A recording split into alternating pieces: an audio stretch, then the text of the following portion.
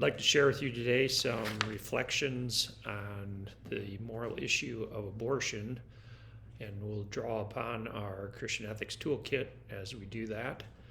I'd like to begin with thinking about this issue in light of vision, goal, consequences, and also rules. So the vision question would be, how is the issue of abortion framed? How's it envisioned?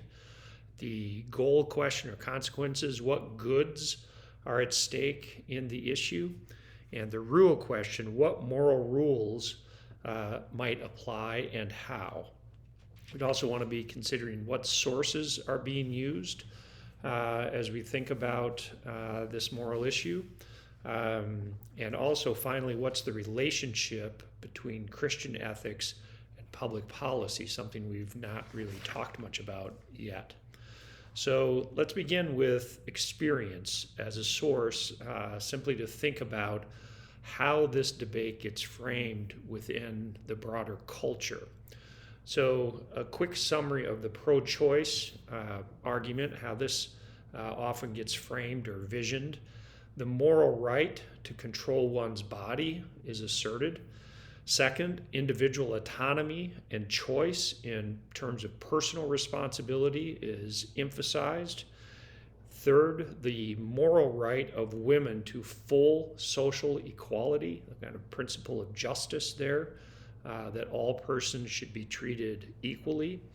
And then finally, the contingent value of fetal life, recognizing from the pro-choice position that fetal life does not have the same moral standing as those who are born. Thus, the right to choice. Pro-life often frames the argument around, number one, the moral status of the unborn from the moment of conception through birth, and connects that with the basic human right of the right to life that's grounded in the inherent dignity of each human being. We might think here of the Gushy norm of the sacredness of human life. So those all taken together equals a right to life.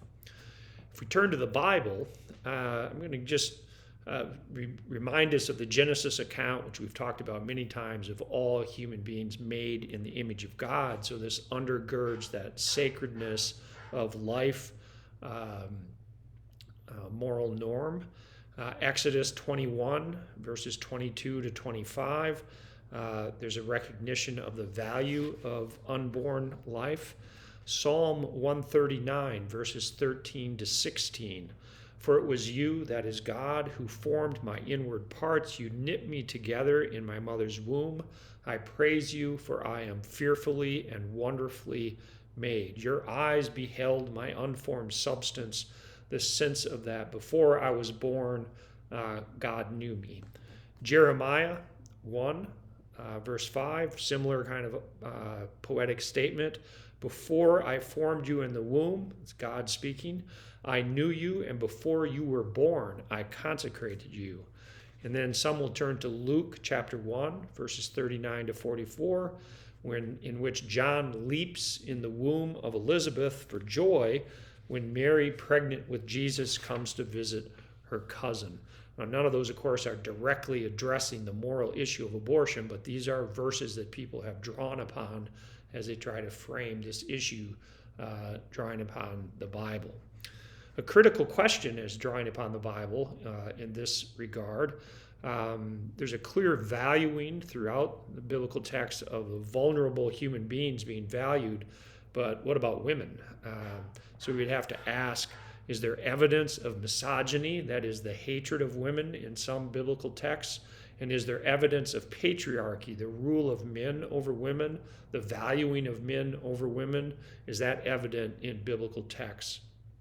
And I would add another question to ask, what about a biblical view of hospitality? Are Christians to be a people that welcome new and vulnerable human life? Must hospitality to women and hospitality to the unborn be mutually exclusive, or may they be mutually inclusive? We're going to come back to that later in this reflection. A third source that we might think about here is church tradition. In the early church, there are documents that point to a prohibition against abortion. The Didache, which is a very early Christian document in chapter 2, verse 2, "Thou shalt not slay thy child by causing abortion, nor kill that which is begotten, for everything that is shaped and has received a soul from God, if it be slain, shall be avenged as being unjustly destroyed." Similar kind of verses are evident in the epistle of Barnabas, "Thou shalt not slay the child by procuring abortion." Tertullian, 155 to 230 AD, his treatise on the soul, "The embryo therefore becomes a human being in the womb from the moment that its form is completed." And then he makes a reference back to the law of Moses, that Exodus passage. Athenagoras, who was alive 133, 190, in his text, "A Plea for Christians," "For it does not belong to the same person to regard the very fetus in the womb as a created being, and therefore an object of God's care, and when it has passed into life, to kill it." So there's this notion of the care of the fetus before birth and after birth. And of course, Christians were well known for going out to where infants were exposed, left to die, and they would take those infants into the Christian community and care for them and raise them up. Within the Christian tradition, what emerges are kind of two views of the unborn. One is called the traducianist, and the other one is called the creationist. The traducianist is what we heard in Tertullian: a human being is a human person from the moment of conception. The creationist is grounded in Thomas Aquinas, who talked about a human being is a human person very shortly after conception. He used this term, gets translated into English, of quickening, when there's movement detectable. Of course, this is all before modern biology. Now, with modern biology, there's two issues about personhood from the very moment of conception. First of all, there's uncertainty about development. That is, twinning and recombination are possible within the first 2 to 3 weeks. That's one fertilized egg that splits. This is how we get identical twins. Is the soul split? So from the moment of conception, there was one egg, one fertilized egg, one embryo that splits, and then you have two. So that's a question. There's also this massive natural embryo loss before implantation in the womb.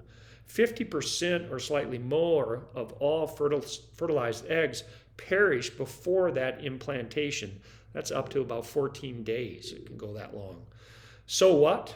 Well, the creationist approach would allow for something like the morning after pill or other means to stop pregnancy within the first 2 weeks.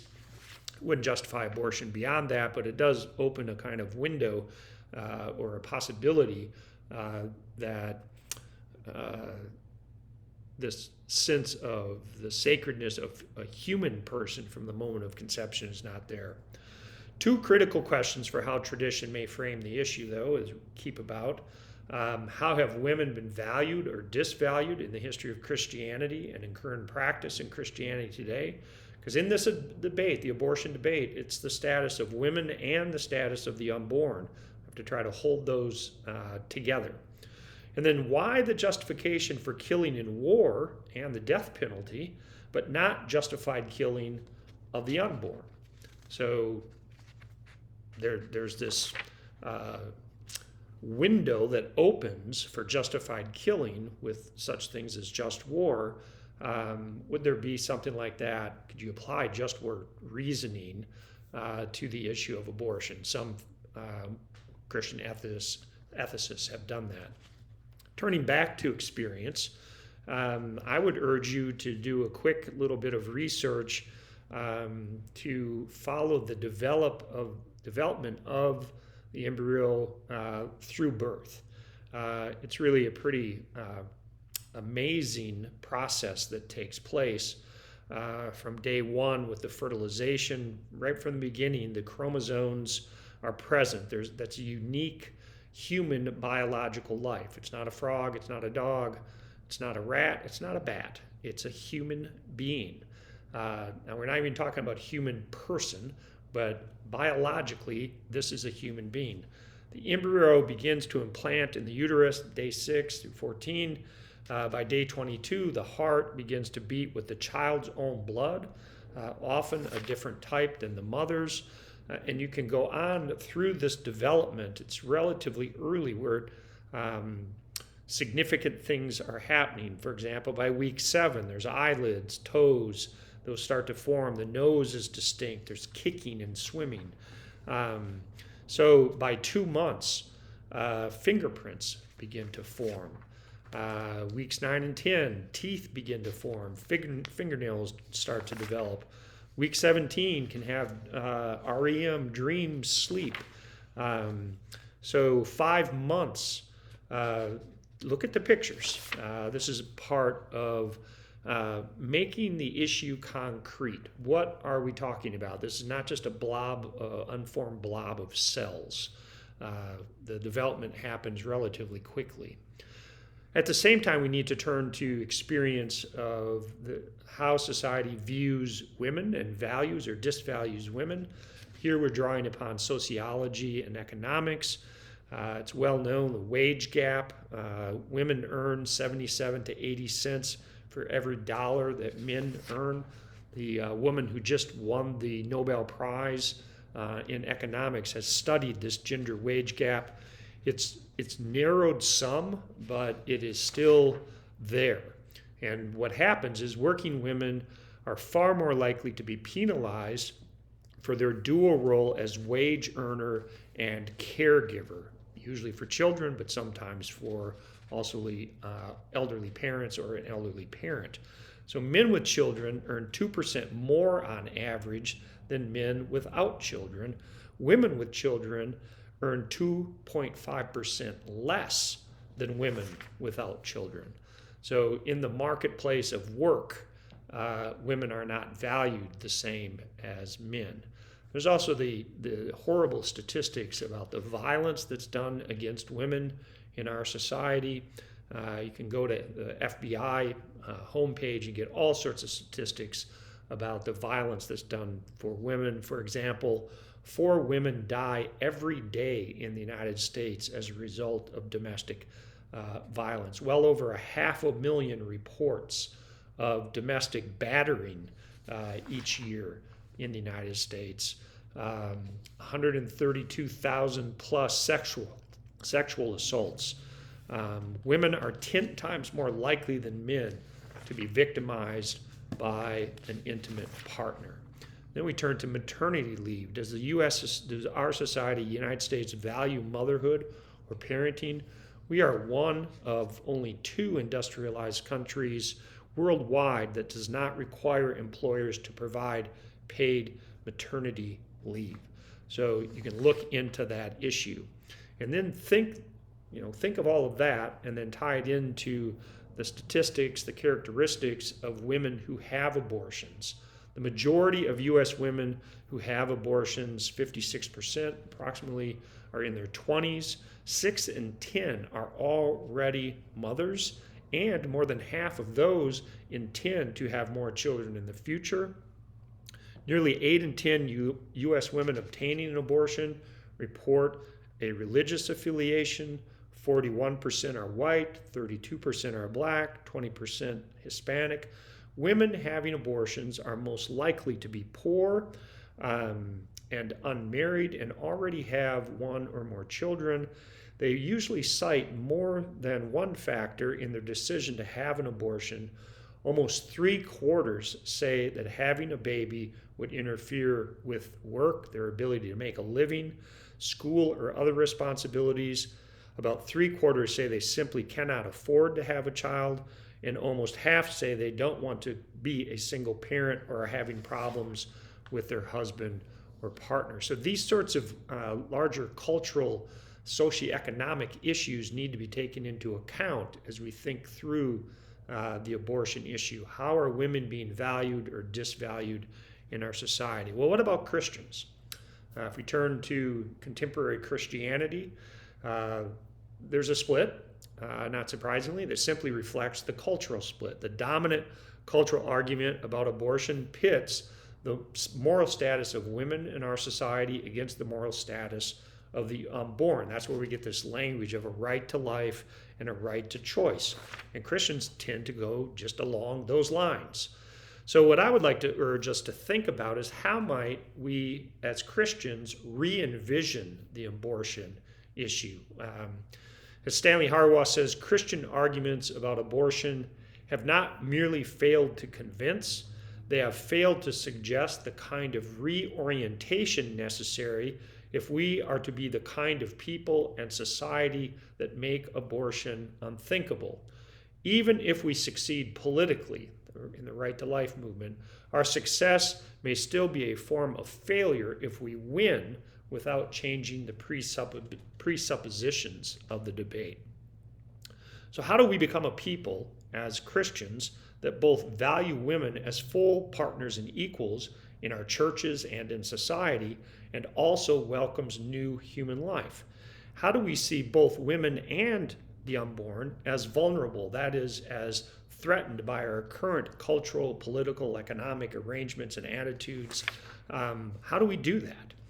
Well, we might want to start digging into where does this rights language come from anyway, and to consider that the rights language is not a biblical language. It's not a Christian tradition language. It's grounded in what's called classical political liberalism. And within classical liberalism, we see how there are functionalist views of personhood, that we achieve respect. Our dignity depends upon the status given to us by others.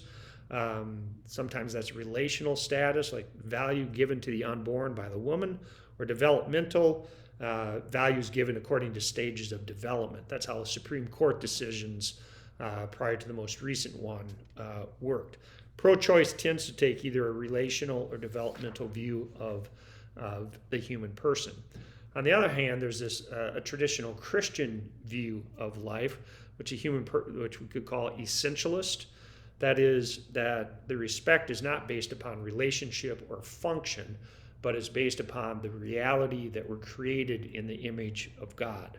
Pro-life takes that essentialist position, but we might want to push out into something that's called a consistent ethic of life and think how this view of the sacredness of human life cuts across other issues as well, such as the death penalty and war and economic justice, that all human beings are to be treated with dignity and respect. In classical political liberalism, the individual has priority, moral autonomy is seen as crucial. In the Christian vision of life, we're persons, we're social, we belong to communities. So when we apply these different visions to the abortion debate, we see in pro-choice the individual woman's autonomy has priority over the unborn. In pro-life, the individual unborn has priority over the woman. If we think more of a consistent ethic of life, we recognize a community responsibility as the basis for personal good. We have an obligation as a society to both the well-being of women and the well-being of the unborn. So we want to start to think through those sorts of things and how that plays out in this abortion debate. That is, that are we really using language in our arguments that reflects our Christian vision of life, or are we using language that really reflects more political liberalism, classical political liberalism, which, by the way, is held on to by both Republicans and Democrats? That's an underlying agreement. So how might Christians go ahead and reframe this abortion issue? Well, first we'd have to start with the emphasis upon the dignity of both women and the unborn, hospitality to both women and the unborn. So how does this look? I mean, what are some specific practices by which this dignity would be recognized and affirmed. First of all, the affirmation of dignity of women within churches, what we're talking about now, right? The ordination of women, the use of inclusive language, shared power. Church's sexual teaching and practice must clearly reject all forms of patriarchy. There's a lot of work to do there, right? The affirmation of the dignity of the unborn.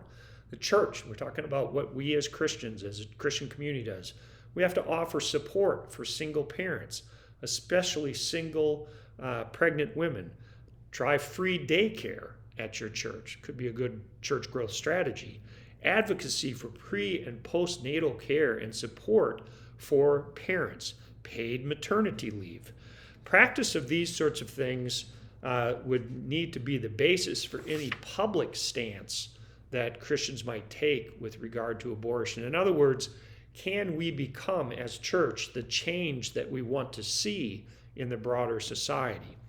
This brings us to the issue of the relationship between Christian life and public policy, the relationship between Christian ethics and the law that comes from the secular state.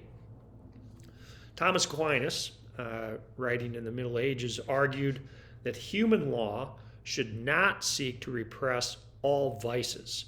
The purpose of human law, he says, is certainly to lead people to virtue, but it has to be done gradually, not suddenly. So it doesn't lay upon the multitude of imperfect people, quoting from him, the burdens of those who are already virtuous. So we prohibit the worst of vices, not all vices. An example here would be prohibition. Trying to prohibit a vice, all you need to look at is the incredible damage that alcohol abuse does within our society even to this day. It's a vice. It can be misused. The drinking of alcohol can certainly be misused and quite often is. So would we want to prohibit the drinking of alcoholic beverages, the prohibition of the sale and the production and sale of those beverages? Well, it was tried in the United States. Prohibition, it was an utter failure. It's more recently, you might think of speed limits. How many of you follow the speed limit? So we're not really good at prohibiting in law certain vices. You can throw in smoking. So there needs to be a distinction between morality and law, but not an absolute separation, of course. They're not the same, but they are related. The state has a limited moral function. There are vices and moral wrongs that we should reject as Christians, and yet may not necessarily be prohibited by law. So if we applied this to abortion, how would that affect our sense of what public policy ought to be? How do we criminalize it? Who gets criminalized? How are they punished? Those sorts of things need to be taken into account, and especially in the era in which we're talking right now, these are important questions. Sort of the pro-life has won legally, but is it winning morally? So we want to be careful about how we move from Christian ethics directly into law. So what do we end up with? I'm going to draw to an end here, and of course we're going to discuss this more when we get into class. What should the position be for Christian ethics? We need to hold together this emphasis upon the sacredness of human life, all human life, born and unborn and women, and particularly in the abortion debate. How is the moral status of women related to the moral status of the unborn? So thanks for hanging in there. I'll see you when we get into class.